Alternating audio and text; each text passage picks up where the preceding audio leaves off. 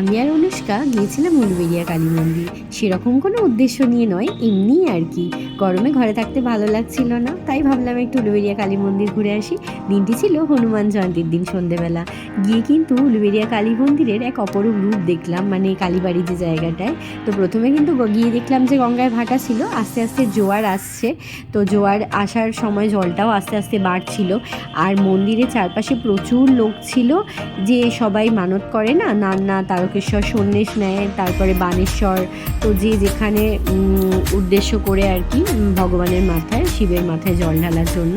তো সবাই এখানে অপেক্ষা করছিল। আসলে যতদূর জানি যে এই জোয়ারের জলই সংগ্রহ করে সবাই নিয়ে যায়। ভীষণ হাওয়া দিচ্ছিল, আমাদের দুজনের অবস্থা দেখে বুঝতেই পারছো যে কীরকম হাওয়া দিচ্ছিল। এত ভালো লাগছিল ওয়েদারটা, মনে হচ্ছিল যেন সমুদ্রের বিচের ধারে বসে আছি। আর এই গঙ্গার মধ্যে ঢেউ দেখেছো? এই যে গঙ্গার জলটা আসার পরে, মানে জোয়ারের জলটা বাড়ার পরেই আস্তে আস্তে সকলে নামছে এই জল সংগ্রহ করে।